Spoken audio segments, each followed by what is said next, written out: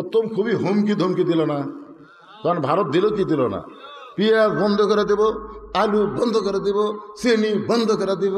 ইউনূস কই দে দে, ওরা সব বন্ধ করে দিয়ে ওরা এখন কান্ট্রিতে ভিসা বন্ধ করে দিয়ে ভারতের ব্যবসা হচ্ছে না, কোনো কিছু হচ্ছে না। বাইরে পশ্চিমবঙ্গের লোকেরা মাঝে মধ্যে সামনে ইউনূস একেবারে মুদি বুড়ে আঙুল দেখাচ্ছে, দেখ তোর ভারত আমার দরকার না, আমি চীনত যাই। চীনত যায় ভাই যে 30টা প্রকল্প বাঁধ লিয়াচ্ছে, এত কিছু লিয়াচ্ছে, বলছে না ভারতের মোদি গলা থাকবে। আবার লালমনিরহাটে এমন একটা বিমানবন্দর তৈরি করতেছে বুঝলেন, ভারতও গ্রাস করতে, ভারতের যে 7 সিস্টার আছে ওটা সাইজ করতে বাংলাদেশের একদিনও লাগবে না। সুবহানাল্লাহ কান্না কেন এই হাসিনার হুমকি, খেঙ্গি কুত্তের হুমকি, ওরা লাভ আছে কেন পাগলা। খেঙ্গি কুত্তা যখন হুমকি দেয় তখন কি করে, যে একটা বড় কুত্তা আসে 5 তলে নিয়ে দেয়, ধরে কোন কথা ঠিক কিনা। হাসিনা হলো খেঙ্গি কুত্তে, ওর হুমকি কাম হবে। কি মনে করতেছেন ইউনূস সরকার আসার পরে দেশের উন্নতি হচ্ছে না অবনতি হচ্ছে?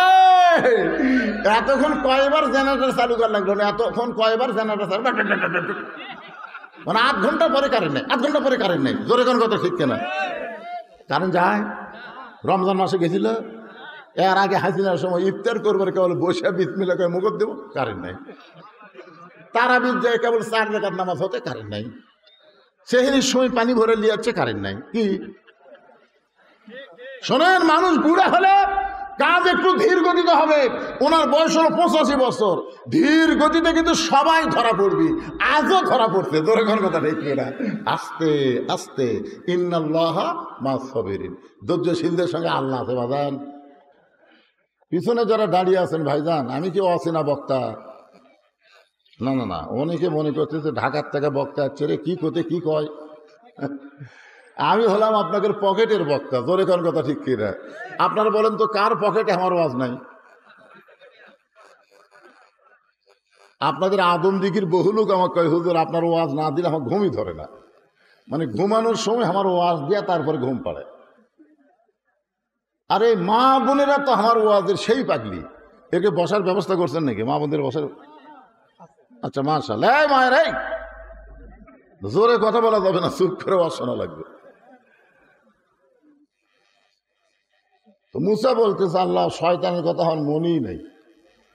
আল্লাহ বলতেছে মুসা, শয়তান যখন আবার তোমাকে ধরবে তুমি বলে দিও আমি আল্লাহ শয়তানের তওবা কবুল করব, তবে তওবাটা হলো আদমের কবরের কাছে গিয়ে যদি একটা সেজদা করে তাহলে আমি আল্লাহ শয়তানকে মাফ করে দেব। যখন আদম জীবিত ছিল তখন তো করেনি, না করার কারণেই তো শয়তান হয়ে গেছে নাকি। তো এখন যখন আদম দুনিয়াতে নাই, তো আদমের কবর আছে, ওই কবরে যায় খেলে একটা সেজদা দিলেই আমি আল্লাহ শয়তানকে মাফ করে দেব। তো মুসা আলাইহিস সালাম যখন আসতেছে চতুর পথে ফিরে, তখন শয়তান বলতেছে আল্লাহ মুসা আমার খবর কি? বলে তোমার কথা আমাকে আল্লাহ বলার মনেই নেই, বরং আল্লাহ পাকে আমাকে জানাই দিল শয়তান যদি তওবা করতে চায় তাহলে আদমের কবরে যেন একটা সেজদা দেয়। শয়তান বলতেছে বাঁচা থাকতে দেইনি, আর মরা মানুষের কবরে সেজদা দেব। এই কথা বলার পিছনে কারণ হলো ফাযকুরুনি আযকুরুকুম, আল্লাহ বললেন যে আমাকে স্মরণ করে আমি আল্লাহ তাকে স্মরণ করি। আল্লাহর একজন মস্ত বড় পয়গাম্বর, নাম হলো নূহ নবী। জোরে বলেন নাম কি? শুকনা জায়গায় একটা নৌকা তৈরি করতেছেন। শুকনা জায়গায় নৌকা তৈরি যখন করে এমন সময় এক বুড়ি মানুষ লাঠিতে ভর দিয়ে সে বলে বাবা নূহ, এই শুকনা জায়গায় নৌকা বানানোর কারণ কি? নূহ বললেন বুড়িমা, বন্যা নামক একটা গজব হবে, যে গজবে গোটা পৃথিবী ধ্বংস হয়ে যাবে। গোটা পৃথিবী পানির তলে 40 দিন পর্যন্ত ডুবে থাকবে, এমনকি পাহাড় পর্বত পর্যন্ত বন্যার পানিতে ডুবে যাবে। এই নৌকার মধ্যে যারা জায়গা পাবে কেবলমাত্র তারাই জীবিত থাকবে। সুবহানাল্লাহ বলেন। বুড়ি বলতেছে বাবা নূহ, এত বড় বন্যার গজবে সবাই যদি নৌকায় উঠতে চায় তাহলে তোমার ছোট্ট নৌকার মধ্যে কি সবার জায়গা হবে? নূহ বললেন বুড়িমা, এ নৌকায় ওঠার শর্ত হলো আল্লাহর বান্দা বান্দি যারা ইমানদার বান্দা বান্দি যারা নৌকার মধ্যে জায়গা পাবে তারা। সঙ্গে সঙ্গে বুড়ি বললেন, বাবা আমি তাহলে ইমানদার বান্দি হবার চাই। নূহ বললেন, তাহলে আমার সঙ্গে পড়েন, লা ইলাহা ইল্লাল্লাহু নূহ নবিয়ুল্লাহ। নূহ বলতেছে, বুড়িমা আপনার আর কোনো টেনশন নাই, আপনার আর কোনো টেনশন নাই। বন্যা গজব যখন শুরু হবে আমি আপনার হাত ধরে নৌকায় উঠায় নিব। সঙ্গে সঙ্গে বুড়ি বললেন, আলহামদুলিল্লাহ। আচ্ছা নৌকায় হাত ধরে কে তুলবে, আল্লাহ না নূহ? এই ধরে কেন কে তুলবে? আল্লাহ তুলবে। নূহ বলতেছে, বন্যা গজব যখন শুরু হবে আমি তখন তোমাকে হাত ধরে নৌকায় উঠাই নেব। বুড়ির উচিত ছিল প্রশংসা করা, বাবা নূহ তুমি অত্যন্ত ভালো মানুষ, বাবা বিপদের সময় তুমি আমাকে হাত ধরে নৌকায় উঠাবা। কিন্তু বুড়ি নূহুর প্রশংসা না করে বুড়ি বললেন কি, আলহামদুলিল্লাহ। কিন্তু আমাদের বাংলাদেশে অনেকে আছে, আমার নেতার চরিত্র ফুলের মতন পবিত্র, নামাজ পড়ে না এক ওয়াক্ত। এরকম প্রশংসা করার চামচা আছে না নাই? জোরে করে আছে না নাই? কোন নেতার প্রশংসা করা যাবে না, একমাত্র একজন নেতা। লাকাদ কানা লাকুম ফি রাসূলিল্লাহি উসওয়াতুন হাসানা। আল্লাহ বলেছেন সফলতা যদি অর্জন করতে চাও তাহলে দুনিয়ার সমস্ত পাঁচশো নেতা বাদ দিয়া মোহাম্মদ রাসূলকে তোমাদের আদর্শের নেতা হিসাবে গ্রহণ করে না। বিশ্ব নবীর চরিত্র এরা বলতে ম্যান করতেছেন। আল্লাহ কোরআনে বলেছেন, ও ইন্নাকা লা আলা খুলুকিন আযীম। আমার নবীর চরিত্র হলো মহান চরিত্র। আল্লাহর আজিম নাম নবীর চরিত্রের মধ্যে ঢুকাই দিয়েছেন। এই জন্য যেই বলবো বিশ্ব নবীর চরিত্র, আপনার বলবেন ফুলের চাইতেও পবিত্র। বিশ্ব নবীর চরিত্র এই যে আপনার এখানে বললেন, এখানে অনেক ফেরেশতা আছে। এই ফেরেশতা আল্লাহর কাছে গিয়ে বলতেছে, আল্লাহ আল্লাহ 1400 বছর পরে আদমদিকির মাহফিলে তোমার বান্দারা বিশ্ব নবীর চরিত্র ফুলের চাইতে পবিত্র ঘোষণা দিয়েছে। আল্লাহ বলে, ফেরেশতা তাদের নামগুলো লিস্টি করে জান্নাতের খাতায় লিখে দাও। আপনি মনে করতেছেন নামাজ দিয়া, রোজা দিয়া, হজ দিয়া আপনি জান্নাতে যাবেন? সামান্য একটা ওসিলাই আল্লাহ আপনাকে জান্নাত দিবার পারে। জোরে কোন কথা ঠিক কিনা? হ্যাঁ। বুড়ি চলে গেল, এরপরে বন্যা গজব শুরু। গোটা পৃথিবী বন্যার গজবে ডুবে গেল। এমনকি হিমালয় পাহাড় পর্যন্ত বন্যার নিচে 40 দিন থাকলো। এক সময় আল্লাহ তাআলা পানি কমে দিল। নূহ নবীর নৌকা যদি পর্বতের কিনারায় ভেঙে গেল। আল্লাহ ডাক দেবে, নূহ খবর কি? নূহ বলতেছে, নৌকার মধ্যে যারা জীবিত আছে তারা, নৌকার বাহিরে যারা ধ্বংস হয়েছে তারা। কথা তো ঠিকই বলছে, নৌকার ভিতরে যারা জীবিত আছে তারা, নৌকার বাহিরে যারা ধ্বংস হয়েছে তারা। আল্লাহ বলে, নূহ বুড়িটার খবর কি? নূহ বলতেছে, আল্লাহ আমার মনই নেই। চিন্তা করছেন, একটা বিপদে পড়লে একটা নবী পর্যন্ত ভুলে যায়। আর কতগুলা পাগলা কয়, হুজুর আমার কোনো টেনশন নাই, আমি পীর ধরছি হুজুর, আমি পীর ধরছি। পীর ধরছো?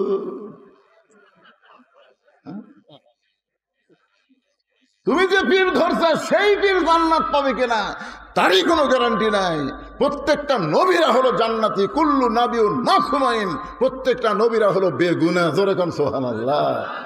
নূহ সেই বুড়ি ধরে নৌকা তুটাবি, আর নূহ বলতেছে, আল্লাহ আমার মনই নেই। আল্লাহ বলে, নূহ তাহলে বুড়িটার খবর কি? নূহ বলতেছে, দুনিয়ার ধ্বংস সবাই হয়ে গেছে, তাহলে বুড়িটাও ধ্বংস। আল্লাহ বলে, নূহ আজগুবি কোনো কথা বলা যাবে না। কথা বলতে গেলে তদন্ত করে কথা বলা লাগবে।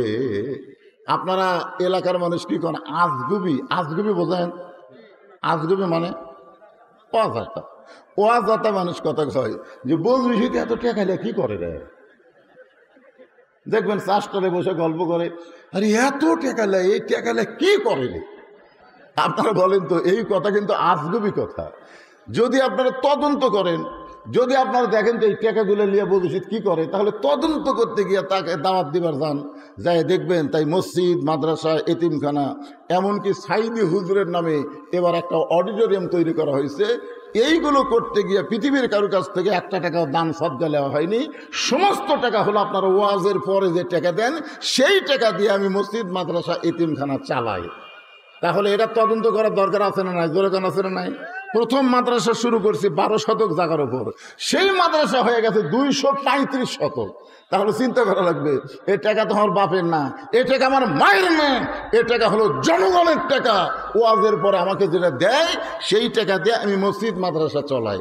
তাহলে তদন্ত করার দরকার আছে না নাই? তো তদন্ত না করে আজকে চা খানার দিবা উল্টা কোন এতটুকু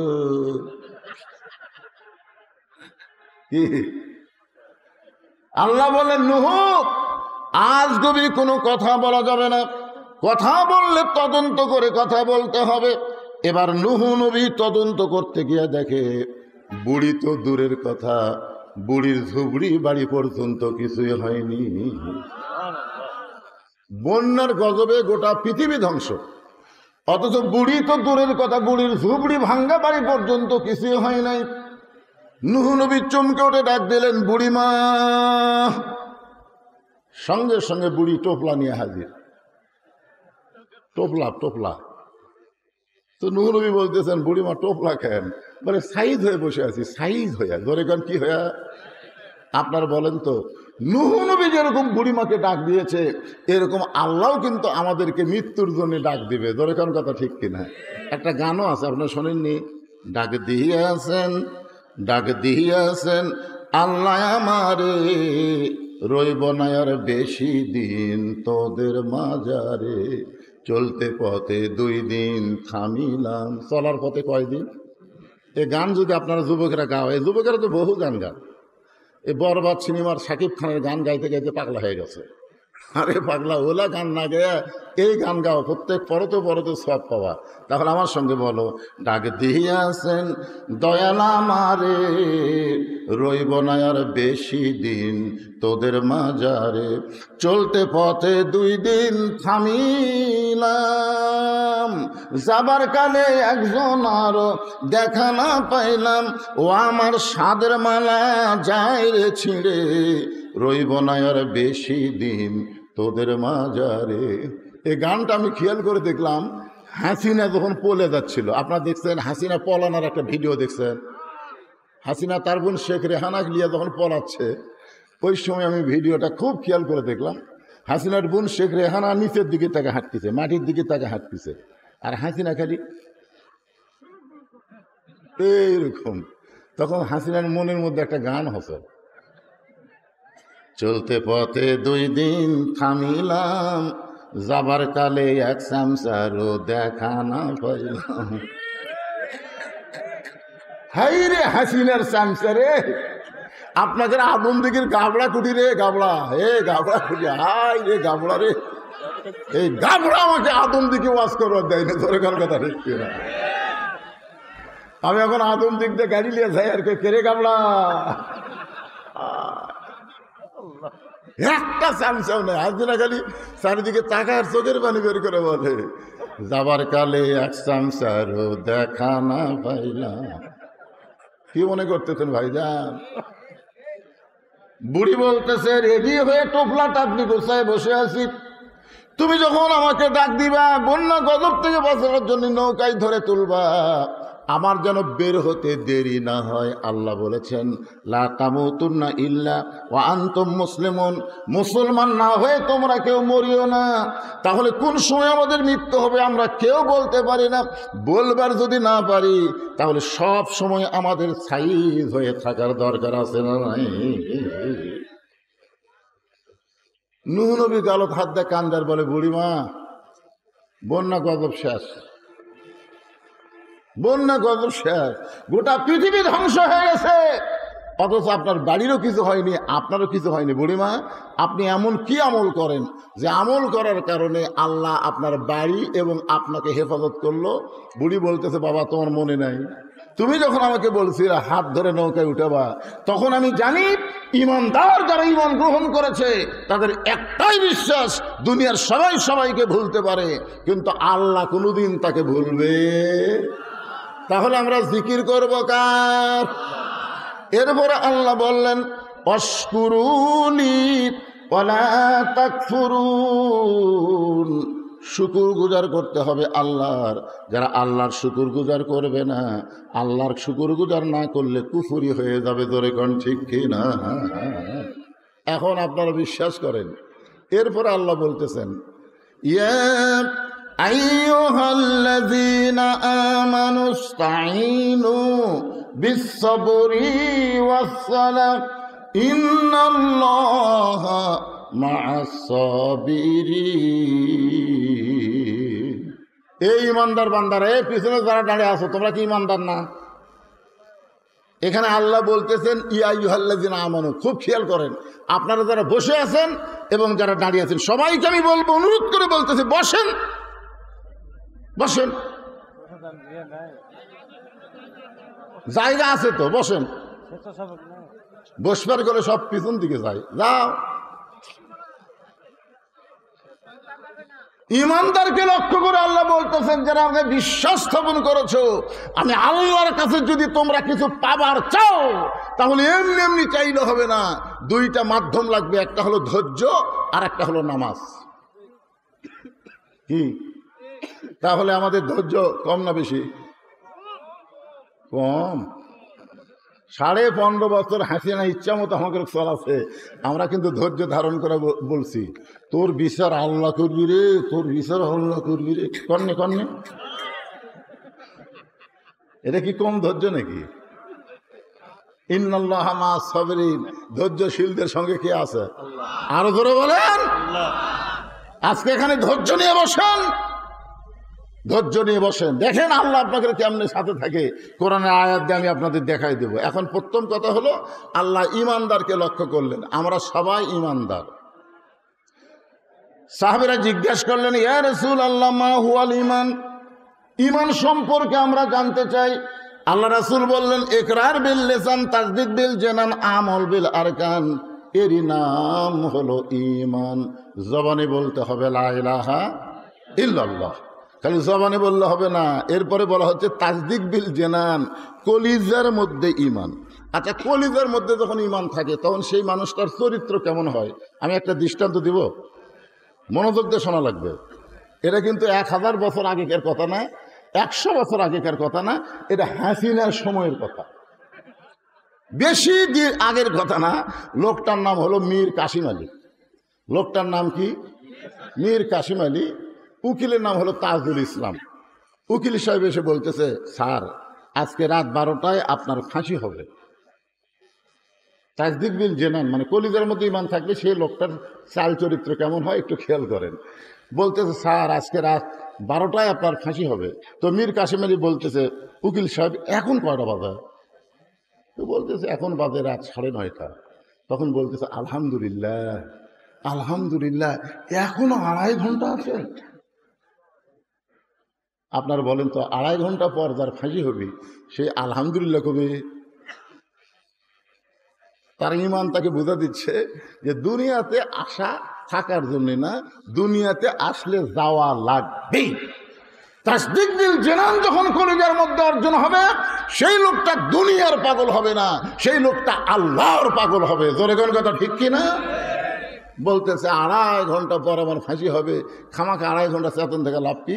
আমি 2 ঘন্টা ঘুম পাড়ি, 2 ঘন্টা ঘুম পাড়ি। উকিল সাহেব যদি আমি চেতন না পাই তাহলে তুমি আমাকে চেতন করো। আপনার বলেন 2.5 ঘন্টা পর যার ফাঁসি হবে, তাই বলতেছে খামাখা বসে থাকা লাভ কি? আমি 2 ঘন্টা ঘুম পাড়ি, যদি চেতন না পাই তাহলে তুমি আমাকে ডাক দিও। উকিল খেলো ওটমোট কামলা এরকম করে ফাঁসি হবি ওরি, আর ওই ঘুম পাড়বি চেতন পাবি না, আমার ডাক দেওয়া লাগবে। উকিল মনে মনে চিন্তা করতে যে ফাঁসির চিন্তায় লোকটা পাগল হয়ে গেছে, তার সাথে গল্প করা লাভ নাই। মনের দুঃখে উকিল তাজুল ইসলাম যখন বাইরে গেছে, রাত যখন 11:30, এমন সময় উকিল ফাঁসির কন্ডম সেলে ঢুইকে দেখে মীর কাসিম আলী নাক ডাকা ঘুম পাড়তেছে। আর মাত্র 8 ঘন্টা, 8 ঘন্টা পরে এই লোকটার ফাঁসি হবে, আর এই লোকটা নাক দেখা ঘুম পাড়তেছে। সঙ্গে সঙ্গে পায়ের বুড়া আঙ্গুল লড়াইস মীর কাসেম আলী ঘুম থেকে চেতন পায়ের চমকা বলতেছে, ভাই ফাঁসির সময় কি হয়ে গেছে? উকিল বলতে, স্যার এখনো 8 ঘন্টা আছে। আলহামদুলিল্লাহ।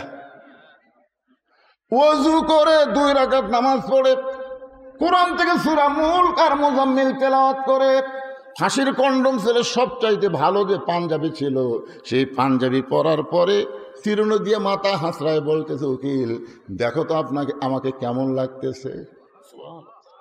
উকিল চোখের পানি বের করে কাঁদে, স্যার আপনি কি শ্বশুর বাড়ি যাবেন? এক্ষুনি আপনার ফাঁসি হবে, এখনই আপনার ফাঁসি হবে। আর আপনি সুন্দর পাঞ্জাবি গায়ে দিয়ে মাথা চুল হাসড়ায় বলতেছেন আমার কেমন লাগতেছে। মীর কাসেম আলী মুচকে মুচকে হাসে আর বলে, উকিল ফাঁসি হবে আমার আর তুমি কাঁদতেছো। তাসদিক বিল জেনান, কলিজার মধ্যে ঈমান নিয়ে আমি ঘুমাইছিলাম, ওই ঘুমের ঘরে আল্লাহ পাক আমারে দেখাইছে অন্যায়ভাবে কাউকে যখন ফাঁসি দেওয়া হয় তার মৃত্যু হয় না, তার মৃত্যু হয় না।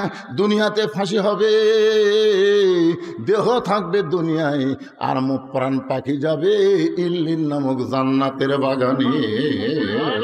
লিল্লাহি তাকবীর। ভাইজান এরই নাম হলো তাসদিক বিল জানান। কলিজার মধ্যে যখন ঈমান আসবে, ওই ঈমানটা মানুষকে দুনিয়ার পাগল বানাবে না, আল্লাহর পাগল বানায় দিবে। জোরে কোন কথা ঠিক কিনা? আপনার বলেন তো, যত চেষ্টা করেন থাকতে পারবেন? চেষ্টা করেন না, 6 তলা 7 তলা 10 তলা বিল্ডিং বানায় খালি উপর দিকে তাকায়, খালি উপর দিকে দেখে। কি দেখেছিল? রড বার করে থেকে হুজুর দোয়া করবেন, 10 তলার ভিত দিছি 8 তলা হচ্ছে, আরো 2টা তলা করবার পারলেই আমার শান্তি হুজুর। আর 2 কান্দের ফেরত তাকায়, আল্লাহ এই শয়তানের কান্দর থাকবো না, এই শয়তানের কান্দর থাকবো না, কারণ এক যাওয়া লাগবে নিচের দিকে আর ওই দেখে উপর দিকে, এই তো পুরো শয়তান হয়ে গেছে। কলিজার মধ্যে যখন ঈমান থাকবে, এই মানুষটা কোনো সময় উপর দিকে তাকাবে না, নিচের দিকে তাকায় তাকায় হাঁটবে। জোরে কোন কথা ঠিক কি না? এরপরে রাসূল বললেন, আমল বিল আরকান, ঈমান অনুযায়ী আমল করা লাগবে। আমাদের বাংলাদেশে মানুষ নামাজ পড়ে, কিন্তু যখন তাকে পড়া দরকার তখন তাকে পড়ে না। আল্লাহ রাসূল বলেছেন 7 বছর থেকে নামাজের তালিম দাও, কয় বছর? আর 10 বছর থেকে জোর করে নামাজ ধরাও। আপনি যদি আপনার সন্তানকে 7 বছর থেকে নামাজের তালিম দিতেন আর 10 বছর থেকে জোর করে যদি নামাজ ধরাবার পারতেন, ইন্নাস সালাতা তানহা আনিল ফাহশাই ওয়াল মুনকার, একমাত্র নামাজই পারে যাবতীয় বেহুদা খারাপি কাজ থেকে বাঁচায় দিতে।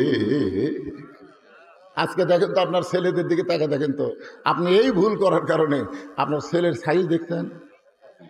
ঈদ উল ফিতরের দিনে ছেলে মোটর সাইকেল অ্যাক্সিডেন্ট করে মরে গেছে।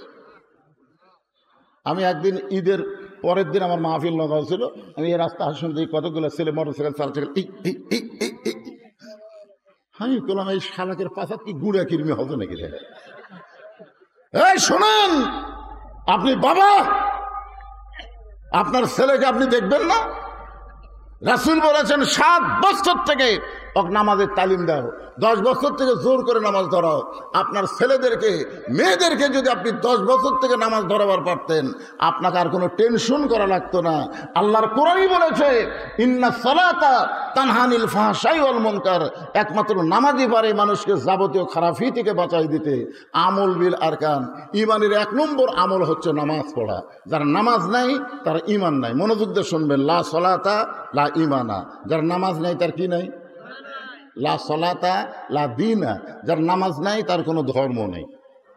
বাইনাল আবদি ওয়াল কুফরি তরকুস সালাত, বান্দার কাফিরের মধ্যে পৃথক করার জিনিসটার নামই হলো নামাজ।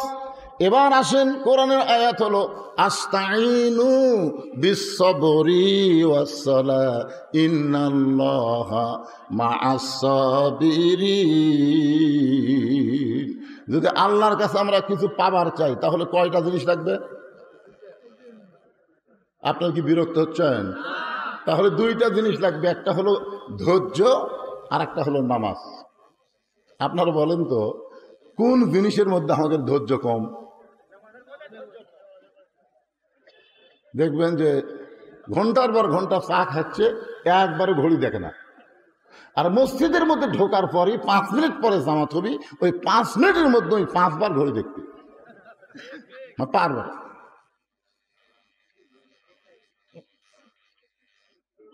ভাই এখনো 3 মিনিট, আজ ঘড়ি লড়তেছে না রে, আজ যেই লোকটা এত অস্থির, ওই লোকটাই মসজিদ থেকে বের হয়ে চাষটলে 1-1 ঘন্টা আড্ডা গুলি মারতেছে, একবারও ঘড়ি দেখতেছে না। অথচ আপনি জানেন আল্লাহর ঘরের মধ্যে ডান পা দিয়ে আপনি কি দোয়া পড়ছেন? আল্লাহুম্মা আফতাহ লি আবওয়াব রাহমাতিক, মানে কি? আপনি ঢুকেন নাই, আল্লাহ আপনাকে দয়া করে রহমতের ঘরের মধ্যে ঢুকাই দিয়েছে। জোরেগণ কথা ঠিক। সময় মতো নামাজ হবে। বারবার আপনি ঘড়ি কেন দেখতেছেন? আপনি অস্থির কেন হচ্ছেন? আল্লাহ বলতেছেন বিসসবরি ওয়াসসালাহ, ধৈর্য আর নামাজ লাগবে যদি আমার কাছে কিছু পাবার চাও। আমরা বাংলাদেশে কি চাই সেইটা পাবার গেলে ধৈর্য আর নামাজ লাগবে। আপনারা হয়তো ভাবতেছেন হুজুর এই নামাজ আবার কি? এই নামাজ সম্পর্কে আল্লাহ বলেছেন ইন্না সলাতি ওয়া নুসুকি ওয়া মাহইয়ায়া ওয়া মামাতি লিল্লাহি রাব্বিল আলামিন। এশার নামাজ পড়ে হযরত আলী দাঁড়াইছে। আল্লাহ রাসূল বলেন আলী ইজলিস, বসো। না হুজুর আমি আপনাকে একটা কথা বলবার চাই, এই জন্যই দাঁড়াইছে। রাসূল বলেন আলী তুমি আবার কি বলবার চাও? বলে হুজুর আপনি একদিন বলেছেন এই দুনিয়াতে 10 জন সাহাবীকে আল্লাহ জান্নাতের সার্টিফিকেট দিছে। কয়জন? 10 জন সাহাবীকে, সব সাহাবীরাই জান্নাতি। বলেন সব সাহাবীরা কি? রাদিয়াল্লাহু আনহুম ওয়া রাদু আন যালিকা লিমান খাশিয়া রাব্বা। যাদের পিছনে রাদিয়াল্লাহু তাআলা আনহু আছে, আল্লাহ রাসূল বলেছেন তাদের সবাইকে আল্লাহ বিনা হিসাবে জান্নাত দিয়ে দিবে। কিন্তু আল্লাহর কি শান, 10 জনের নাম আল্লাহ প্রকাশ করছে। 1 নম্বর আবু বকর, খেয়াল করবেন, 1 নম্বর কে? 2 নম্বর উমর, 3 নম্বর ওসমান, 4 নম্বর আলী, 6 নম্বর আব্দুর রহমান ইবনে আউফ, 7 নম্বর হলো জুবাইর, 6 নম্বর হলো জুবাইর, 7 নম্বর হচ্ছে তালহা, 8 নম্বর সাদ ইবনে আবি ওয়াক্কাস, 9 নম্বর আবু সাইদ, আর 10 নম্বর হলো ওবাদা ইবনুল জাররাহ। এই 10 জন হলেন আশারে মুবাশশারা। কি বুঝলেন আশারে মুবাশশারা মানে কি? দুনিয়াতেই আল্লাহ তাদেরকে জান্নাতের সার্টিফিকেট দিয়েছে। জোরে গান সুবহানাল্লাহ। আলী বলতে যে হুজুর আমি একটা গোপন কথা বলবো, সেটা হলো এই, আমি যদি আজ থেকে যদি ফজরের নামাজ না পড়ি, ফজরের নামাজ যদি আজ থেকে আমি না পড়ি, এর পরেও কি আল্লাহ আমাকে জান্নাত দিবে? সমস্ত সাহেবের খেলে ওটমোট কামড়াচ্ছে, ওটমোট। কিন্তু এত বড় সাহস একে আল্লাহ কে দিল রে?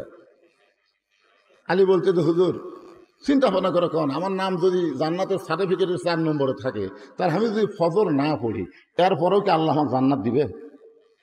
আল্লাহ রাসূল কিছুক্ষণ পরে বললেন আলী শুধু ফজর না, তুমি যদি সমস্ত নামাজ বাদ দাও এরপরেও আল্লাহ তোমাকে জান্নাত দিবে।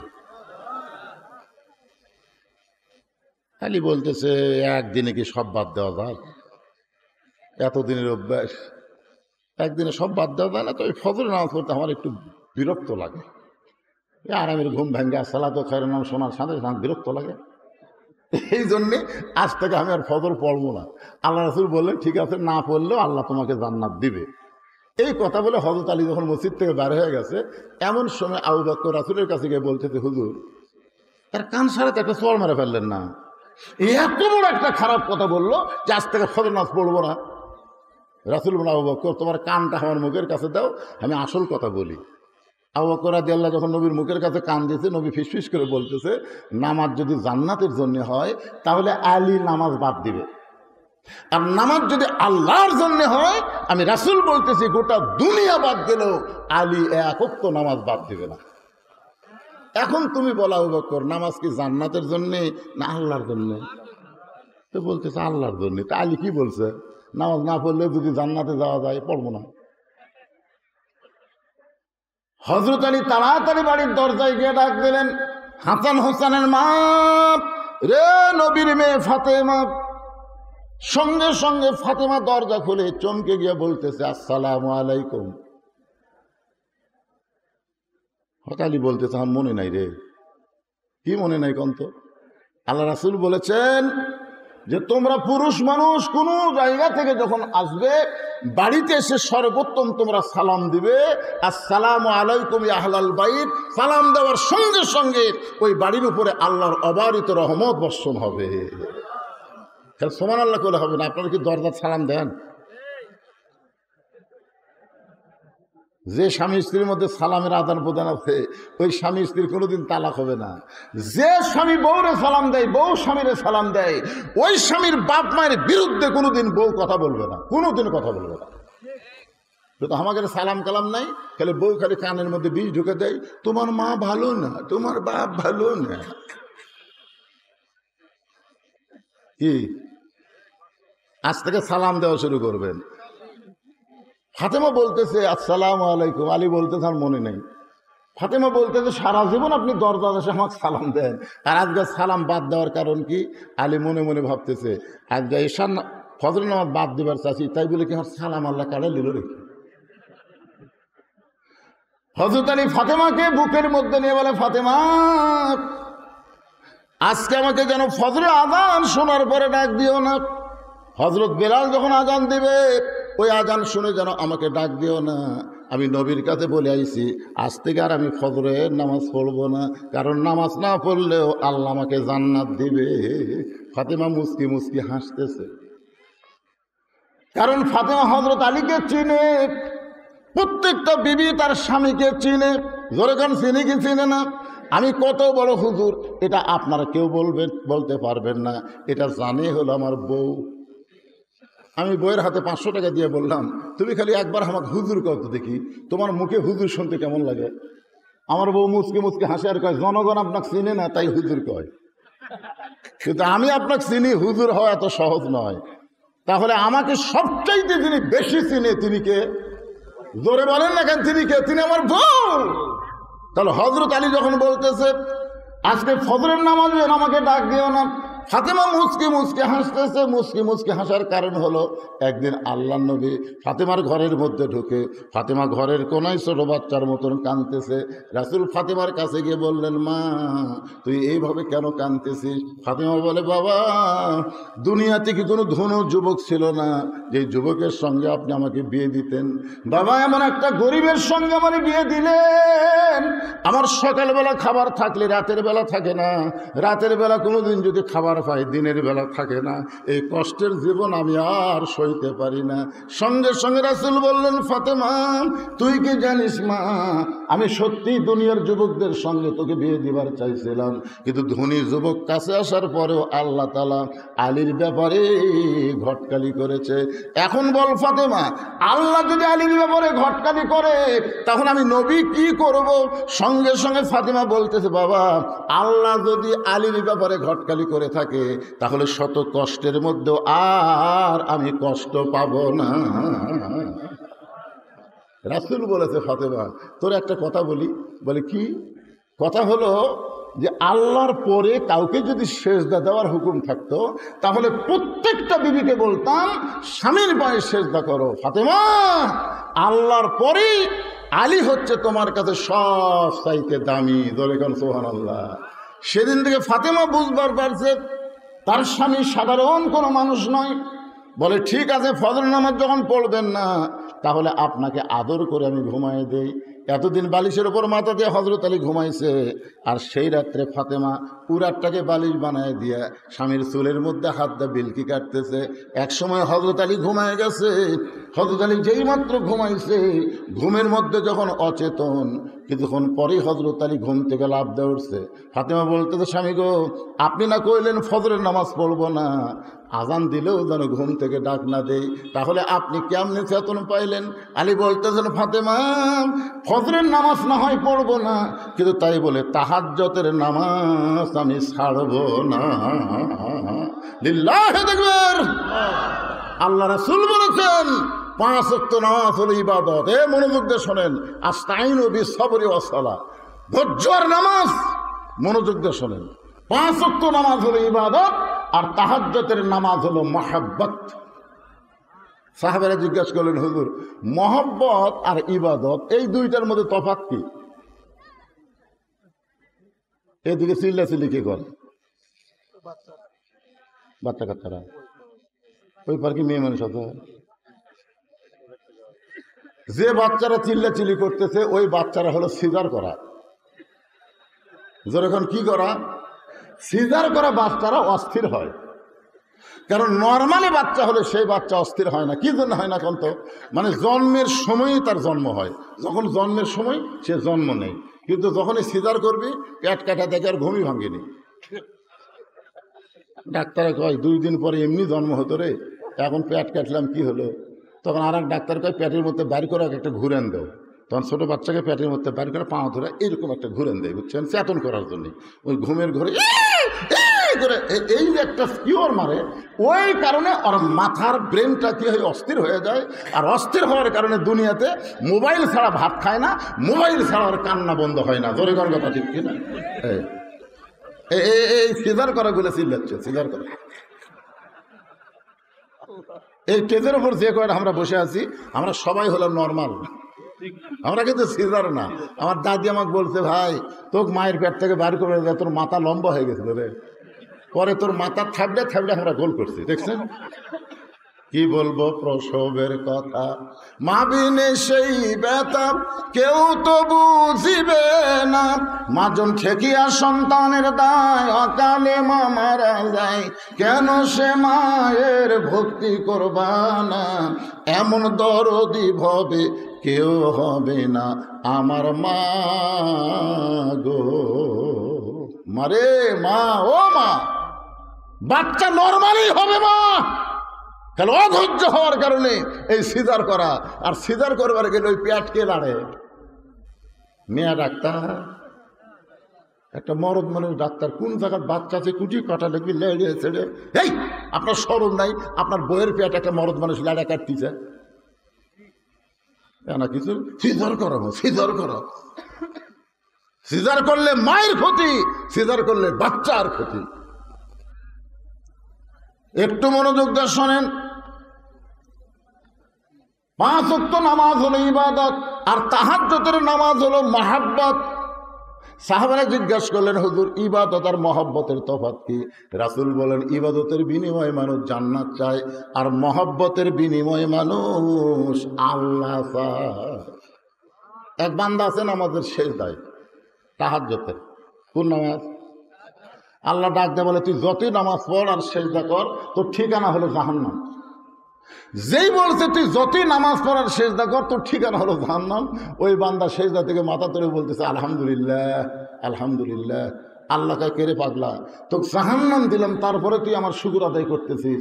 সেজদাকারী বলতেছে, আল্লাহ আমি তো ইমানের কারণে জানি জান্নাতেরও মালিক তুমি, জাহান্নামেরও মালিক তুমি। তুমি জাহান্নাম বানায়, সেই জাহান্নাম যদি আমাকে দাও, আমার আপত্তি করে কোনো লাভ আছে? তুমি আমাকে জাহান্নাম দিবে, আলহামদুলিল্লাহ। তাও তো আমি বলতে পারবো আমার জায়গা আছে রে, আমি তাও বলতে পারবো আল্লাহর জাহান্নামে আমার জায়গা আছে। তুমি যদি বলতে জাহান্নামও নাই জান্নাতও নাই, তাহলে যাবো কোথায়? আল্লাহ বলে, পাগল জাহান্নামে গেলে তুই পড়ে যাবি, তোর কষ্ট হবে। পাগল বলতেছে, আমার জাতির পিতা হযরত ইব্রাহিম নমরুদের চুলা যখন জ্বালাইছিল আগুনে ফেলে দেওয়ার জন্যে, আপনি আগুনের চুলাকে শান্তির বাগান কেন বানাইছেন? আল্লাহ বলে, ইব্রাহিমের কলিজায় আমার মহব্বত ছিল। সেজদাকারী বলে, আল্লাহ তাকায় দেখো, আমার কলিজায় তোমার মহব্বত, তুমি আমার জাহান্নাম দিলে কি হবে? আমি জাহান্নামেও তোমাকে সঙ্গে করে রওনা দিব। আল্লাহ বলে, পাগল রে, আমার মহব্বত নিয়ে কেউ যদি জাহান্নামেও যায়, আমি জাহান্নামকেও জান্নাত বানায়া দিব। হযরত আলী ওযু করে তাহাজ্জুদের নামাজ আদায় করলেন। তাহাজ্জুদের নামাজ আদায় করার কিছুক্ষণ পরেই হযরত বেলাল যখন আজান দেয়, আল্লাহ রাসূল বলেছেন, দুনিয়ার মুয়াজ্জিন আজান দিলে আজান মুসল্লির কান পর্যন্ত পৌঁছে, কিন্তু আমার বেলাল যখন আজান দেয়, ওই আজান আল্লাহর আরশ পর্যন্ত পৌঁছে যায়। সাহাবীরা বললেন, হুজুর হযরত বেলালের আজানের মাহাত্ম্য এত বেশি কেন? আল্লাহ রাসূল বললেন, সাহাবীরা তোমরা তো তখন কেউ ছিল না, মাত্র 6 নম্বর সাহাবীর নাম হলো বেলাল। মাত্র কয় নম্বর? 6 নম্বর সাহাবীর নাম হলো বেলাল। এই বেলাল যখন ঈমান গ্রহণ করছে, শুধুমাত্র ঈমান গ্রহণ করার অপরাধে বেলালকে সারা দিন ওরা মারছে। শুধু মারে নাই, বুকে পাথর চাপা দিয়ে রাখছে। এরপরও বেলাল যখন আল্লাহ ছাড়ে নাই, মুখের ভিতর হাত দিয়ে জিহ্বা টেনে বের করে ওই জিহ্বার মধ্যে কাফিরেরা পেরেক ঢুকাই দিছে। এই এক দিক দিয়ে পেরেক ঢুকাই আর এক দিক দিয়ে বার করে দিছে। এরপরও বেলাল আমার আল্লাহকে ছাড়ে নাই। আবু বকর বেলালকে মুক্ত করে নবীর কাছে যখন নিয়ে আসে, নবী বেলালের জিহ্বা দেখে অনেক দূর পর্যন্ত বার হয়ে গেছে। রাসূল নিজের হাত দিয়ে বেলালের জিহ্বার কাঁটাগুলো বের করে জিহ্বার আগায় একটা চুমু দিলেন। সঙ্গে সঙ্গে জিহ্বা পূর্বের আকারে মুখের মধ্যে ঢুকে গেলেন। রাসূল বেলালের কপালে চুমোতে বললেন, বেলাল তুমি কি চাও? বেলাল বলে, ইয়া রাসূলুল্লাহ, আস্তে আস্তে আল্লাহ বলার কারণে আমাকে এত মারছে। একদিন সময় সুযোগ মতো আমি সে আল্লাহকে সবার কাছে পৌঁছায় দিবার চাই। রাসূল বলে, সাহাবীরা, এই জন্য বেলাল যখন আযান দেয় শুধু দুনিয়ার কোন মুসলমানের কানে না, আল্লাহর আরশ পর্যন্ত বেলালের আযান পৌঁছে যায়। জোরে বলেন সুবহানাল্লাহ। সেই হযরত বেলাল যখন বলতেছে আসসালাতু খায়রুম মিনান নাওম, সঙ্গে সঙ্গে হযরত আলী হাব্বা দাব্বা পাগড়ি পরে বাড়ির থেকে বার হচ্ছে। ফাতেমার সামনে দাঁড়ায় বলতেছে, আপনি না আমার বাবার কাছে কয়ে আইছেন ফজর নামাজ পড়বেন না? আপনি আমার কাছে আসাই বললেন যে ফজর নামাজ পড়বো না, নবীর কাছে কয়ে আইছি, তো এখন আবার এরকম সাইড হয়ে কোথায় যাবেন? আলী বলতেছে, ফাতেমা, আমি বলেছি ফজরের নামাজ পড়বো না, তাই বলি কি নামাজ পড়া দেখা যাবে না? আমি এতদিন ভিতরে ঢুকে নামাজ পড়েছি, আজকে বাইরে থেকে দেখব কিভাবে নবীর সাহাবীরা নামাজ পড়ে, আমি একটু পড়া দেখবার চাই। ফাতেমা দেখলো স্বামীর সাথে তর্ক করে লাভ নাই, কারণ রাসূল বলেছেন আনা মাদিনাতুল ইলমে ওয়া আলী বাবুহা। ফাতেমা শোনো, আমি নবীর যত এলেম আছে সমস্ত এলেম একে একে হযরত আলীর ভিতরে আল্লাহ দিয়ে দিচ্ছে। জোরে করে সুবহানাল্লাহ। আমি হচ্ছে এলেমের শহর, আলী হচ্ছে তার দরওয়াজা। তখন হযরত আলী ফজরের নামাজ দেখার জন্য বাইরে ঘুরতেছে। সমস্ত সাহাবীরা মসজিদ নববীর মধ্যে ঢুকে নামাজ শুরু করে দিয়েছে। হযরত আলী বাহির থেকে দেখতে দেখতে হঠাৎ দেখতে পাই বারান্দায় আবু যর গিফারি ফজরের 2 রাকাত সুন্নত নামাজ পড়তেছে। আল্লাহর বান্দা হযরত আলীর সবচাইতে নিকটতম বন্ধুর নাম কি? হ্যাঁ, এটা খেয়াল করবেন। আবু যর গিফারি হচ্ছেন সবচাইতে আপন নিকটতম বন্ধু। যখন ফাতেমা দুনিয়া থেকে বিদায় নিল, আবু যর গিফারিকে কিন্তু কবর খোঁড়ার কথা বলেছিল। ধরে কোন কথা ঠিক কিনা? ফাতেমা একটা শর্ত দিয়েছিল যে আমি পর্দা নিশি, আমার কবর যেন দুনিয়ার কোনো খবর মানুষ না জানে, তবে আপনার একান্ত বন্ধু যদি থাকে তারে একটু বলবেন সে যেন গোপনে কবর খনন করে দেয়। আবু যর গিফারি ফাতেমার কবর খনন করে দিয়েছে। সে আবু যর গিফারি মসজিদে নববীর বারান্দায় ফজরের সুন্নত পড়তেছে। হয়তো তাকায় দেখে, তাকায় দেখা মানে কি, এই 2 চোখ দিয়া একে চোখ বন্ধ করে দেখে, ইয়ানজুরু বিনুরিল্লাহ ইত্তাকু ফিরাসাতাল মুমিনিনা ফাইন্নাহু ইয়ানজুরু। সারা জীবন ঘুষের চাকরি করছে, চাকরি যখন রিটায়ার হচ্ছে তখন আল্লাহর কাছে কান দিচ্ছে আর বলতেছে, আল্লাহ আমি আর জীবনে ঘুষ খাবো না, আল্লাহ আমি আর ঘুষ খাবো না, আল্লাহ আমি আর ঘুষ খাবো। 2 কান্দের ফেরেশতাকে আল্লাহ এর কান্দ থোড়া থাকে কি লাগবে? যতদিন ঘুষের চাকরি করছে ততদিন তওবা করেনি, এখন চাকরি গেছে আর তওবা করতেছে। যৌবন বয়সে শয়তানের কাম করে বুড়া বয়সে মসজিদে যায়, মসজিদে আর বসবার পারে না, সিয়ার যায় কি? মসজিদে নামাজ পড়লে 27 গুণ সওয়াব হবে, 27 গুণ সওয়াব হবে। কিভাবে নামাজ পড়লে? কোন মসজিদে যে আপনি নামাজ পড়লে 27 গুণ সওয়াব হবে, এই 27 গুণ সওয়াব কিভাবে হবে? জামাতে নামাজ পড়লে। জোরে কর, কি করে জামাত পড়লে? জোরে কর, কিভাবে নামাজ পড়লে? জামাতে নামাজ পড়বার গেলে পায়ের গোড়ালির সঙ্গে গোড়ালি মিল করে কাতার সোজা করে দাঁড়াতে হবে। জোরে কোন কথা ঠিক কি না? হ্যাঁ, 2 চেয়ার কাতারের মধ্যে বসে গেছে, 2 চেয়ার। চেয়ার আমার পাও কুন্টি, তোমার পাও কুন্টি। সামনে কাতার ফাঁকা থুয়া পিছনে কাতার যদি পুরা করে সামনে কাতার মাকরু হয়ে যায়, তাহলে 2টা চেয়ার থাকা মানেই কাতার ফাঁকা। তাহলে আপনাদের দায়িত্ব কি? 4 জন মানুষ ওই চেয়ারের 4টা পাও কান্দত দিয়ে অকসহ, ফেলা দেওয়ার দরকার নেই, অকসহ কান্দত 4 জন নেবেন, 4 জন 4 পাও ধরে কান্দত করে বারান্দাত লিয়ে সব থুয়ে দিবেন। যে আমরা আর কি মারবে আসিনি, আমরা 27 গুণ সোয়াব বলে বেড়াচ্ছি রে। তোর কারণে আমাকে জামাত দেখা হবে, মায়ের গোড়ালির সঙ্গে গোড়া লাগবে। পড়বার যদি চাস বারান্দাত পড়, ভিতরে লয়। কথা কন না কেন ভাইজান, কথা কন না কেন? যৌবন বয়স থেকেও ব্যক্তি যদি নামাজ পড়তো, বুড়া বয়সে আল্লাহ তাকে পেনশন দিয়ে দিত। পেনশন বুঝেন? যে লোকটা 60 বছর সরকারি চাকরি করে, বুড়া বয়সে তাকে চাকরি করা লাগে, তো বসে থেকে পেনশন খা। তো 60 বছর পর্যন্ত 5 ওয়াক্ত নামাজ জামাত আদায় করছে। এখন যদি জামাতে নামাজ পড়বে না পড়ে, অসুস্থ হওয়ার কারণে যেখানেই নামাজ পড়বে আল্লাহ পেনশনের সোয়াব তার আমলনামায় দিয়ে দিবে। দরকার কথা ঠিক না? একটু মনোযোগ দিয়ে শুনবেন। আবু যর গিফারির কাছে হযরত আলী দাঁড়ায়া ফজরের 2 রাকাত সুন্নত নামাজ আদায় করছে। সুন্নত নামাজ আদায় করেছে, আলী সালাম ফেলেছে। আবু যর গিফারি কোনার ঘুতে দিয়ে বলছে, কে ভাই এসার সময় কি করলে?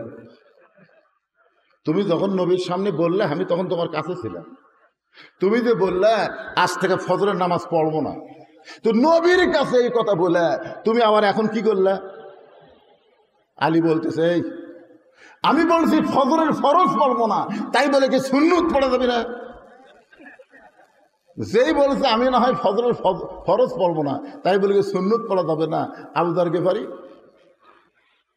মুখে আঙ্গুল ঢুকাইছে। এই কারণেই আল্লাহ রাসূল বলেছেন, আমার পরে তোমরা যদি কারো কাছে কিছু পাবার চাও তাহলে আমাকে না পাইলে তোমরা আলীর কাছে যাও। প্রত্যেকটা সাহাবী বিশ্বাস করতেন ইসলামী ভার্সিটির প্রিন্সিপাল হচ্ছেন আল্লাহর নবী, আর ভাইস প্রিন্সিপাল হলো হযরত আলী। ধরে কান সুবহানাল্লাহ। আপনারা ইসলামের খেলাফতের নিয়মটা দেখবেন। আল্লাহ রাসূল যখন মদিনার রাষ্ট্রপতি ছিল তখন শিক্ষামন্ত্রী ছিলেন হযরত আলী।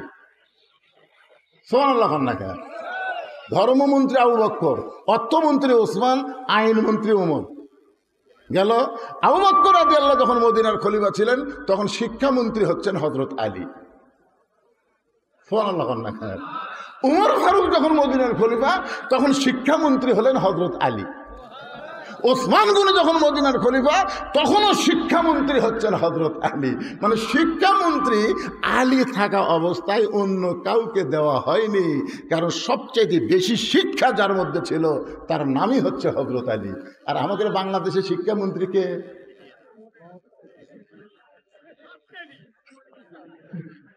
এই জন্যই তো আগডম বাগডম ঘোড়াডম সাজে ঢাক ঢোলক ঝাঁঝর বাজে ব্যস্তে ব্যস্তে চললো ঢুলি ঢুলি গেল কমলা ফুলি। এই শালা মিথ্যা শিক্ষা দিয়ে মাস গেলে 50,000 টাকা বেতন গুনে নেয়। আর জালিকাল কিতাবুল আরাইভাবে হুদালিল মুত্তাকিন এই হাফেজি মাদ্রাসা শিক্ষা দিয়ে মাস গেলে কেশিয়ারের দিকে তাকা থাকে। চাচা চাচা 30 দিন ইন্নাল্লাহা মা'আস সাবিরিন, ধৈর্যশীলদের সঙ্গে আল্লাহ থাকে। ও তো খাই খাই করো কাবারে। হায় হায় রে, মাস গেলে 10,000 টাকা হাদিয়া দেয়, তাও আবার খাই খাই।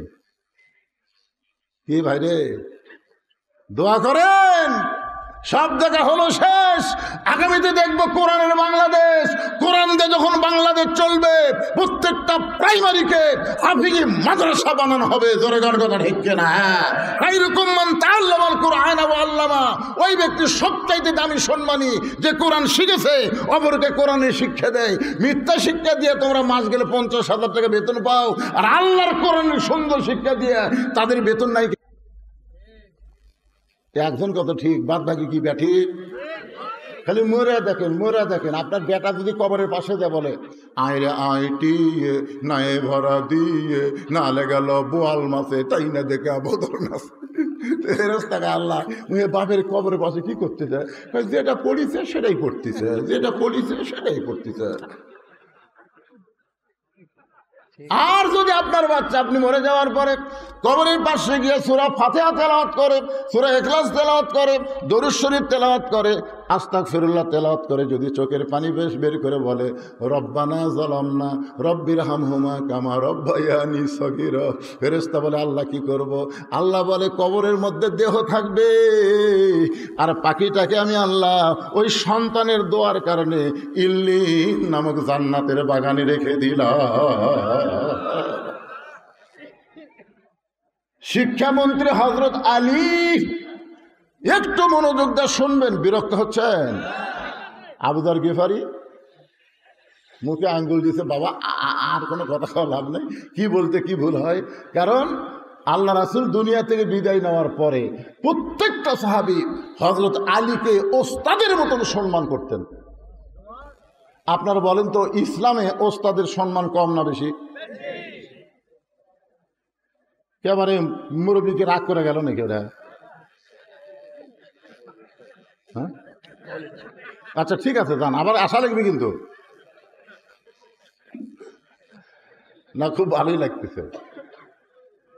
একটা দৃষ্টান্ত শোনেন, নাম হলো নোমান ইবনে সাবেত, মাদ্রাসাত পড়ে। নাম কি? নোমান ইবনে সাবেত, মাদ্রাসাত পড়ে, মরুভূমির দেশে মাদ্রাসা। ওস্তাদ একদিন নোমানের পায়ের দিকে তাকে তাকে জুতে নেই। ওস্তাদ কাকে এই রোদের ভিতরে মরুভূমির বাড়ির জন্য উত্তপ্ত হয়ে যায়, খালি পায়ে যাওয়া আসা করে, সেই মাদ্রাসা ছুটি হলে তুই আমার কামরায় যাস তো। মাদ্রাসা যেই ছুটি হচ্ছে, নোমান ইবনে সাবেত হুজুরের কামরায়, হুজুর চৌকির তল থেকে একটা পুরাতন জুতা বের করে বলতেছে, এই জুতা আগে আমি পাঁয়ের দিতাম বাবা, আর আমি পাঁত দেই না, এটা তোরে দিয়ে দিলাম, এটা পাঁত দিয়ে যাওয়া আসা করবো, তাও ওই উত্তপ্ত বালিকার তাপ তোর পায়ের তালুজ লাগবে না। ওস্তাদ নোমান ইবনে সাবেতকে পুরাতন কাপড়ের জুতা দেওয়াতে নোমান ইবনে সাবেত জুতা দুইটা হাতের মধ্যে নিয়ে যায় আর চিন্তা করে, যেই জুতা হুজুর পায়ে দিছে সেই জুতা যদি আমি পাঁত দেই তাহলে হুজুরের সামনে বেয়াদবি হবে। ইসলামে ওস্তাদের সম্মান আছে, আছে না নাই? বাড়িতে গিয়ে জুতা দুইটা পরিষ্কার করে ওই জুতার কাপড় খুলে নোমান ইবনে সাবেত মাথার টুপি বানাইছে। পরদিন সেই টুপি মাথার দিয়ে মাথার সাথে আল্লাহর কোরআন শরীফ বুকের মধ্যে নিয়ে আয়। ওস্তাদ খালি পায়ের দিকে তাকাই, কে রে আমার পুরাতন জুতা দেখে তুই ফেলে দিস, আমার পুরাতন জুতা দেখে তুই ঘৃণা করে পাওয়ার দেশ নি, মনে মনে জবান খুলে বলে, নোমান মাদ্রাসা ছুটি হলে তুই আমার কামরাত যাবি। যেই মাদ্রাসা ছুটি হয়েছে নোমান ইবনে সাবেত কামরায়, ঘরের মধ্যে ঢোকার সঙ্গে সঙ্গে চামড়ার চাবুক দিয়া পিটন শুরু। মারতে মারতে মারতে নোমানের চামড়া কাইটা রক্ত দিয়ে জামা ভিজে যায়। ওস্তাদ এক সময় বলে, বেটা রে, আমার হাতে যদি টাকা থাকতাম তোরে নতুন জুতা আমি কিনে দিতাম, কিন্তু পুরাতন জুতা দিছি বলে তুই জুতা ফাইলা দিয়া ঘৃণা করে জুতা পায়ে দিসনি, এই জন্যই তোকে এত মারতেছি, তুই যে কিছুই বলিস না। নোমান ইবনে সাবেত বলে, হুজুর আপনি শুধু আমার পায়ের দিকে তাকান, একটা বার কি আমার মাথার দিকে আপনি দেখবেন না? ওস্তাদ মাথার দিকে তাকায় দেখে নোমান ইবনে সাবেত ওই জুতার কাপড় দিয়ে টুপি বানাইছে। ওস্তাদ বুকের মধ্যে চারটে ধরে বলে, বাবার একটা বার যদি আমারে বলতাম যে হুজুর জুতার কাপড় দিয়ে মাথার টুপি বানাইছি তাহলে তোরে তো এত মারতাম না। নোমান ইবনে সাবেত বলে, হুজুর কয়েকদিন আগে আমি স্বপ্নে দেখলাম আল্লাহর কোরআন শিখতে গিয়া ওস্তাদের হাতে যত জায়গায় ছাত্র পিটন খাবে ওই জায়গায় জাহান্নামের আগুন কোনোদিন লাগবে না। হুজুর আমাকে আরো মারেন, আমাকে আরো মারেন। আল্লাহর কোরআন পড়তে পড়তে জাহান্নামের আগুনকে আমার বড় ভয় লাগে। আল্লাহর কোরআনের ওসিলায় আল্লাহ যেন আমাকে জান্নাত দিয়ে দেয়। ওস্তাদ বুকের মধ্যে নিয়ে বলে, নোমান রে, আমি ওস্তাদ হয়ে দোয়া করলাম আল্লাহ যেন জগৎ বিখ্যাত আলেম তোরে বানায় দেয়।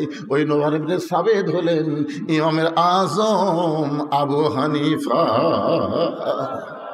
এখন বলেন, লা ইলাহা ইল্লাল্লাহু লা ইলাহা ইল্লাল্লাহু লা ইলাহা ইল্লাল্লাহ লা ইলাহা লা ইলাহা ইল্লাল্লাহু মুহাম্মাদুর রাসূলুল্লাহ সাল্লাল্লাহু আলাইহি সাল্লাম।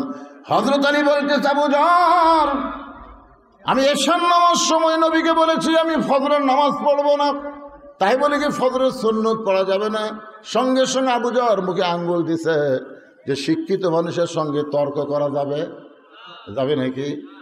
হযরত আলী সম্পর্কে রাসূল বলেছেন, আনা মাদিনাতুল ইলমি ওয়া আলিউ বাবুহা। তিনি কত বড় শিক্ষিত ছিলেন। ওমর ফারুক যখন মদিনার খলিফা ছিলেন তখন হযরত আলী ছিলেন শিক্ষামন্ত্রী। ওমর ফারুক একবার জেরুজালেমে গেছিলেন, আপনার ইতিহাস সবাই জানেন। রাখালকে উটের পিঠে চড়ে দিয়েছেন আর ওমর ফারুক রশি ধরে জমিনে দাঁড়িয়ে আছে। জেরুজালেমের খ্রিস্টানরা মনে করলো যে জেরুজালেম নিয়ে এখনো ফিলিস্তিনের উপরে কিন্তু নানা রকম নির্যাতন হচ্ছে। জোরেখার কথা ঠিক কিনা ভাই রে? জেরুজালেমের খ্রিস্টানরা মনে করলো উটের পিঠে যিনি বসে তিনি হলেন খলিফা, আর রশি ধরে যিনি জমিনে দাঁড়িয়ে আছেন তিনি হলেন রাখাল। এই জন্য জেরুজালেমের লোকেরা আভ্যর্থনা করার জন্য একটা চকিয়া এনে উটের গায়ের সঙ্গে লাগাই দিয়া একজন হামাগুড়ি দিয়ে বললেন, আমির আল মুমিনিন, মুসলমানদের আমির, আপনার উটের পিঠ থেকে যদি নামতে কষ্ট হয় চকিয়ার ওপরে পা দেয়া, তারপরে পিঠের ওপরে পা দিয়ে আস্তে করে নামেন। রাখাল ছোট বাচ্চার মতন কান্না শুরু করেছে। জেরুজালেমের খ্রিস্টানরা বলে, কান্দেন কেন? বলে, কান্দার কারণ হলো তোমরা হযরত ওমরকে ওমর মনে করে তোমরা সম্মান দাও, কিন্তু নিচে দড়ি ধরে যিনি দাঁড়িয়ে আছে তিনি হলেন হযরত ওমর। খ্রিস্টানরা বলে, এটা কেমনে হয়, এটা কেমনে হয়? রাখাল উটের পিঠে আর অর্ধ পৃথিবীর খলিফা জমিনে রশি ধরে দাঁড়ায়া। রাখাল বলতেছে, আল্লাহর কোরআন অনুযায়ী যখন রাষ্ট্র চলবে তখন মানুষ এমন অধিকার পাবে সবাই সমান হয়ে যাবে। সঙ্গে সঙ্গে জেরুজালেমের খ্রিস্টানরা বলে যে ইসলাম এমন সমতা দেয়, এমন সমমান দেয়, আমরা আর খ্রিস্টান থাকবো না, আমরা সবাই মুসলমান হয়ে যাব। ওমর ফারুকের হাতে সমস্ত খ্রিস্টান যখন মুসলমান হয়ে গেল, ওই খ্রিস্টানদের মধ্যে একজন বেঁকা ছিল, বেঁকা।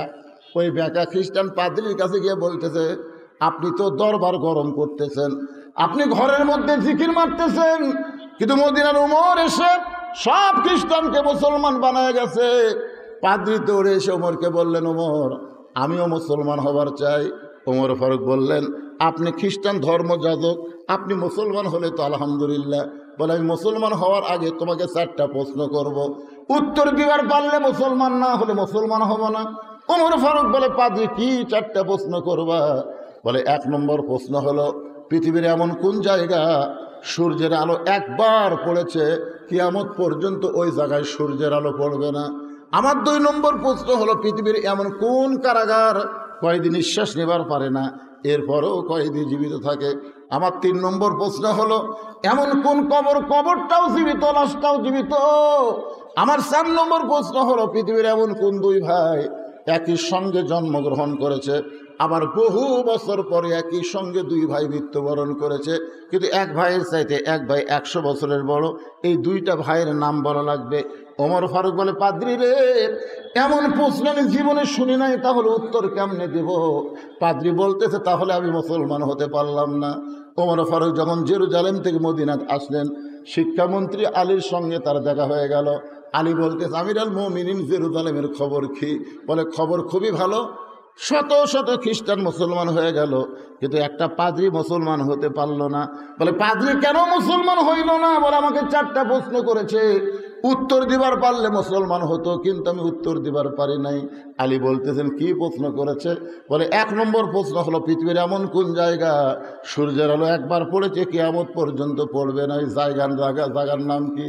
আলী মুস্কি মুস্কি হাসি আর বলে, আপনি কেন বলতে পারলেন না? মুসা আলাইহিস সালাম যখন সাগর পাড়ি দিচ্ছিল, এমন সময় সাগর রাস্তা হয়ে গেল, ওই সময় সূর্যের আলো সাগরের তলায় গিয়ে পড়ল। তখন ফেরাউন সাগর পাড়ি দিবার চাইল, ওই যে সাগর একত্র হয়ে গেল, কিয়ামত পর্যন্ত ওই জায়গায় সূর্যের আলো আর কোনোদিন পড়বে না। ওমর ফারুক চমকে বলে, আলী, পৃথিবীর এমন কোন কারাগার কয়েদি নিঃশ্বাস নেবার পারে না তারপরে জীবিত থাকে? আলী বলতেছে, মায়ের উদর সন্তান নিঃশ্বাস নেবার পারে না, এরপরেও আল্লাহ সন্তানকে জীবিত রাখে। আলী রে, 3 নম্বর প্রশ্ন করেছে, কবরও জীবিত, লাশটাও জীবিত। আলী বলতেছে, কবর হলো মাছ, আর লাশটার নাম হলো ইউনুস আলাইহিস সালাম। বাংলাদেশের যিনি ক্ষমতার চেয়ারে বসে আছেন তার নাম কি? ইউনুস নবীরে খাইল মাছেতে গিলিয়া, ফেরেশতা পাঠাইলেন আল্লাহ ইসমে আজম দিয়া, দমে দমে সে হরদম পড়ে সে ইসমে আজম, মাছেরই উদর হইতে বাঁচাইলা প্রাণ। ইউনুস যখন ক্ষমতায় বসলো তখন ভারত মনে করলো হাসিনা তো বাংলাদেশ আমাকে গোলাম বানাতে গেছে রে। কিন্তু এই মরদ প্রথম খুবই হুমকি ধমকি দিল না, তখন ভারত দিল কি দিল না? পেঁয়াজ বন্ধ করে দেব, আলু বন্ধ করে দেব, চিনি বন্ধ করে দেব। ইউনুস দে দে, ওরা সব বন্ধ করে দিয়ে ওরা এখন কান্ট্রিতে ভিসা বন্ধ করে দিয়ে ভারতের ব্যবসা হচ্ছে না, কোনো কিছু হচ্ছে না। বাইরে পশ্চিমবঙ্গের লোকেরা মাঝে মধ্যে সামনে ইউনুস একেবারে মুদি বুড়ে আঙুল দেখা, দেখ তোর ভারত আমার দরকার না, আমি চীনত যাই, চীনও যায় ভাই যে 30টা প্রকল্প বাঁধ লিয়াচ্ছে, এত কিছু লিয়াচ্ছে, বলছেন ভারতের মোদি গলা থাকবে। আবার লালমনিরহাটে এমন একটা বিমানবন্দর তৈরি করতেছে, বুঝলেন, ভারতও গ্রাস করতে, ভারতের যে 7 সিস্টার আছে ওটা সাইজ করতে বাংলাদেশের একদিনও লাগবে না। সোনাল্লাহ কান্না কেন হাসিনার হুমকি, ফেঙ্গি কুত্তের হুমকি, ওরা লাভ আছে কেন পাগলা? ফেঙ্গি কুত্তা যখন হুমকি দেয় তখন কি করে, যে একটা বড় কুত্তা আসে 75 তলে নিয়ে দেয়, ধরে কোন কথা ঠিক কিনা? হাসিনা হলো ফেঙ্গি কুত্তে, ওর হুমকি কাম হবে। কি মনে করতেছেন ইউনূস সরকার আসার পরে দেশের উন্নতি হচ্ছে না অবনতি হচ্ছে? এতক্ষণ কয়বার জেনারেটর চালু করা লাগলো না, এতক্ষণ কয়বার জেনারেটর চালু, মানে 8 ঘন্টা পরে কারেন্ট নেই, 8 ঘন্টা পরে কারেন্ট নেই, জোরে কোন কথা ঠিক কিনা? কারেন্ট যায়। রমজান মাসে গেছিল, এর আগে হাসিনার সময় ইফতার করবার কেবল বসে বিসমিল্লাহ করে মুখত দেবো, কারেন্ট নাই। তারাবির যায় কেবল 4 রাকাত নামাজ হতে কারেন্ট নাই। সেহরির সময় পানি ভরে লিয়াচ্ছে, কারেন্ট নাই। কি শোনেন, মানুষ বুড়া হলে কাজ একটু ধীর গতিতে হবে। ওনার বয়স হলো 85 বছর, ধীর গতিতে কিন্তু সবাই ধরা পড়বি, আজও ধরা পড়ছে। ধরে কোন কথা ঠিক না? আস্তে আস্তে, ইন্নাল্লাহা মা'আস সাবিরিন, ধৈর্যশীলদের সঙ্গে আল্লাহ আছে বাজান। তো যেই কথা বলতেছে একটু মনোযোগ দিয়ে শোনেন। আবু যর গিফারি চুপ করে আছে।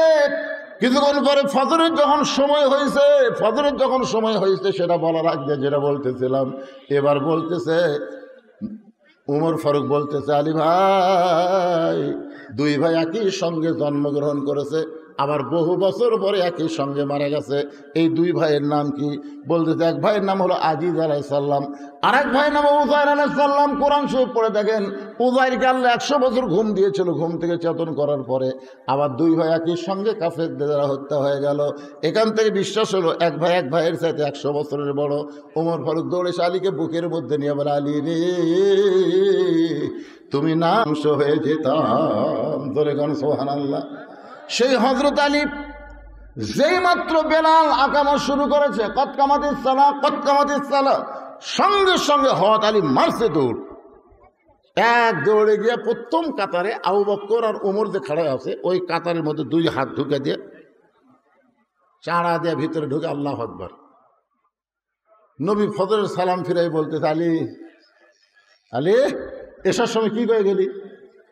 তুই এসার সময় বলে গেলি ফজরের নামাজ পড়বো না, আবার সামনে কাতারে তুই দেখতে পাই আবু বকর খালি মুখের তলে হাত দিয়ে মুসকি মুসকি হাসতেছে। কেন? আবু বকরকে আল্লাহ রাসূল আগেই বলে দিছে, ধরে কোন কথা ঠিক না? আলী বলতেছে, ইয়া রাসূলুল্লাহ, বহু চেষ্টা করলাম ফজরের নামাজ পড়বো না, বহু চেষ্টা করলাম পড়বো না, কিন্তু আমি নামাজ পড়তে না চাইলে কি হবে? নামাজ আমাকে ছাড়লো না। ইয়া আইয়ুহাল্লাযীনা আমানুস্তাঈনু বিস-সাবরি ওয়াস-সালাহ ইন্নাল্লাহা মা'আস-সাবিরিন। ধৈর্য নিয়ে আপনার নামাজ পড়বেন, ধৈর্য। নামাজের মধ্যে একটু ধৈর্য দিবেন, সূরা ফাতিহা একটু সুন্দর করে বলবেন, যে সূরা মিলাবেন একটু সুন্দর করে বলবেন, আল্লাহু আকবার বলা। আবার যখন দাঁড়াবেন, সামি আল্লাহু লিমান হামিদা, রব্বানা লাকাল হামদ, একটু সময় দিবেন। শেষদাত সুবহান রাব্বিল আলা বলে মাঝখানে বলে আল্লাহুম্মা ফিরলি ওয়ার হামনি ওয়াদহিনি ওয়ারযুকনি, একটু সময় দিবেন। এভাবে ধীরে সুস্থে সুন্দর করে রুকু সেজদা বিশিষ্ট নামাজ আদায় করলে সেই নামাজই হবে ইয়্যাকা না'বুদু ওয়া ইয়্যাকা নাস্তাইন। আমরা যা চাই কিছুই চাই না, আল্লাহ তোমার হেদায়েত চাই, আর হেদায়েতের বিনিময়ে তুমি আমাকে হয়ে যাও, তুমি আমাকে হলে তুমি কি দিবা দাও। জোরে কোন সুবহানাল্লাহ। আল্লাহ আমাদের সবাইকে কবুল করুক, ফজরের নামাজ জামাতে আদায় করার তৌফিক দান করুক। সকলে ইস্তিগফার পড়ে এখনই মোনাজাত হবে, আস্তাগফিরুল্লাহ রব্বি মিন কুল্লি জামবি ওয়া তুবু ইলাই, আস্তাগফিরুল্লাহ রব্বি মিন কুল্লি জামবি ওয়া তুবু ইলাই, লা হাওলা ওয়ালা কুওয়াতা ইল্লা বিল্লাহিল আলিয়্যিল আযীম। ভাইরা কিছু বলবেন আপনি? আল্লাহুম্মা আমিন। আল্লাহুম্মা আনতাস সালাম ওয়া মিনকাস সালাম, তাবারাকতা ইয়া যাল জালালি ওয়াল ইকরাম। আয় আল্লাহ তাআলা, তোমার রহমতের দরজায় ফকির হয়ে আমরা হাত তুলেছি। আল্লাহ মাবুদ, কত সুন্দরভাবে আজকের মাহফিল হলো, উপরে কোনো সামিয়ানা নাই, তুমিও বৃষ্টি দাওনি, আবার ঝড়ও হয়নি, সুন্দর আবহাওয়ার মধ্যে আজকের মাহফিল হয়ে গেল। আল্লাহ মাহফিলকে কবুল করো, মাহফিল ওসিলাই মাদ্রাসাকে কিয়ামত পর্যন্ত কবুল করো। আজকের আলোচনার মধ্যে যদি কোনো ত্রুটি ভুল হয় মাফ করে দাও, জাহাদিয়া মঞ্জুর করো। সোনার মদিনায় নবী পাকের রওজা মুবারকে আল্লাহ কবুল করে নিও। तमाम আম্বিয়ায়ে কেরাম, আসহাবে কেরাম, তাবিনী কেরাম, তাবিনী কেরাম, তামাম পৃথিবীর মাটির নিচে যত মুমিন মুমিনাত আছে আল্লাহ সকল আর ওয়াফরে হাদিয়া কবুল করো।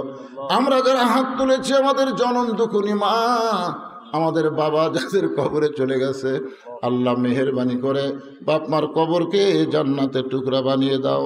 আমাদের দাদা দাদি, নানা নানি, আত্মীয় স্বজন, শ্বশুর শাশুড়ি যাদের কবরে গেছে কবরবাসীদের মাফ করে দাও। আল্লাহ এই মাদ্রাসাকে মহব্বত করে নগদে বাকিতে আজকে যারা দান করেছে আল্লাহ সব দানগুলোকে জান্নাতের বিনিময় হিসাবে কবুল করে নাও। আজকের মাহফিলের সম্মানিত সভাপতিকে আল্লাহ তুমি কবুল করো, সহসভাপতিকে কবুল করো, প্রধান অতিথি বিশেষ অতিথির আল্লাহ তুমি কবুল করো। মাবুদ এই মাদ্রাসা কমিটির সভাপতি, সেক্রেটারি, কেশিয়ার সদস্য যারা আল্লাহ সকলকেই তুমি মাফ করে দাও। আল্লাহ মহিলা মাদ্রাসা, ছেলে মাদ্রাসা, দুই মাদ্রাসাকে আল্লাহ তুমি কবুল করে নাও। অত্র এলাকার সমস্ত মানুষকে মাদ্রাসার হিতাকাঙ্ক্ষী হিসেবে কবুল করো। ফিলিস্তিনের মুসলমানকে হেফাজত করো, গাজার মুসলমানকে হেফাজত করো। পৃথিবীর মানচিত্র থেকে ইসরায়েল ইহুদিকে আল্লাহ তুমি ধ্বংস করে দাও। আল্লাহ ভারতের মুসলমানকে হেফাজত করো। ভারতের মসজিদ মাদ্রাসা ওরা ভাঙতেছে, আল্লাহ ওদেরকে তুমি ধ্বংস করে দাও। আল্লাহ মেহেরবানি করে আমার বাংলাদেশের প্রতি রহম করো। আল্লাহ ঢাকা মোড় এলাকার প্রতি খাস রহমত করো। আসমানের বলা আসমানে নাও, জমিনের বলা জমিনে ডাবায় দাও। আমরা অসুস্থ হাত তুলেছি, সুস্থতার নিয়ামত দান করে দাও। আল্লাহ কে কোন নিয়তে হাত তুলেছে আল্লাহ সকলের নেক নিয়ত নেকাশাকে কবুল করো। আমার মা বোনদেরকে পর্দানিকে কবুল করো, আবিদা সালিহা কবুল করো। মা ফাতেমার চরিত্র দান করে মৃত্যুর সময় আমাদের জবানে জারি করে দিও লা ইলাহা ইল্লাল্লাহু মুহাম্মাদুর রাসূলুল্লাহ সাল্লাল্লাহু আলাইহি সাল্লাম। আসসালামু আলাইকুম ওয়া রাহমাতুল্লাহি ওয়া বারাকাতুহু।